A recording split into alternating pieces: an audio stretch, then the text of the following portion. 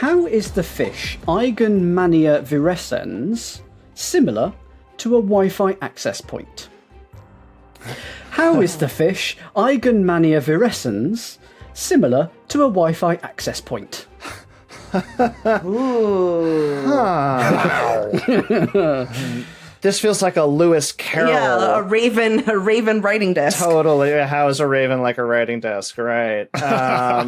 Okay. So it transmits information somehow to the other fish in its species about, I don't know, danger or mating or whatever the fish care about. I feel like fish are not smart enough to have a communications network. Surely. Like octopuses, I believe that. But fish? It's why they go to school. Hey! Dear. Goodness. No, Karen, no. That landed very differently with everyone in this call. You call them dad jokes in the UK as well, right? Yeah, we do. Yes, Okay. yeah. English is my second language, and it never ceases to crack me up. Puns are great. Well, okay, so you know what I'm doing when I see that there's Wi-Fi, I need to know the password to get on it. Maybe this fish has some sort of like password mechanic, or maybe it's like a key or something to like A cod to log in. Yes. Okay. Ooh. All right, so what are the features of a Wi-Fi access point? I mean, it has a name. It has that publicly broadcast. It has a password, Karen, as you noted. There are different channels it can broadcast on, and maybe this fish is in river channels.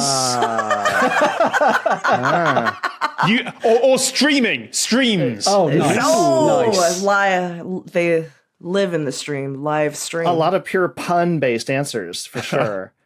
I like, though, Tom, you mentioned, like, maybe it can, like, click or something at two different frequencies. Like, you know what I mean? Like, on whatever rudimentary communication it does have. Oh, like a 5G and a 2G. Yeah, something maybe approximating that. Or it can broadcast. It can maybe be like, you know, a modem. Picking up some signal and repeating And it or then something amplifying like that. it. Yeah. Okay, you are very close. Something you've said has been very close. If we knew the common name of this fish, not the Latin name, would this be blindingly obvious, Dan? I don't think so. Okay. The Wi-Fi fish. Yeah. It looks like the little Wi-Fi symbol. It Yeah. has three little lines coming off its forehead. Like maybe we don't know what this fish looks like, so maybe it's one of the fish with like an interesting feature that like maybe amplifies waves or something, frequency, but it has like a physical feature that helps facilitate that. The fish has a special ability, yes. That makes it sound like a Pokemon. In its second form, is it repeating somehow? You know, almost like Not repeating, though. That's where you've gone off the track slightly. Okay. But you've been very close with something you've said. So it needs an input. It's like an input and some sort of output is what I'm feeling. Other fish can connect to it wirelessly. It is a problem when there are other fish around, yes. Oh. Oh, it dampens. It maybe fudges with the signal. Overloaded on a channel or something, right? Analogous. Keep going. Okay, it gets overloaded and it has to switch voices or switch frequencies or switch to be heard, to stand out, to disambiguate itself. That is exactly what it does. It is a fish that changes frequencies to avoid signal interference. This is a species of fish that generates a weak electric field to sense things around it. But if you're in a busy urban area, what can sometimes happen when you're trying to connect to a mobile network? Yeah, you have 2 or 3 people with the same Wi-Fi access points on the same frequency. They have to negotiate with each other and pick frequencies. And the word you were so close with, Tom, was channels. Channel hopping. Then you went streaming, and that was Then very I went funny. streaming because I found the joke. Yeah.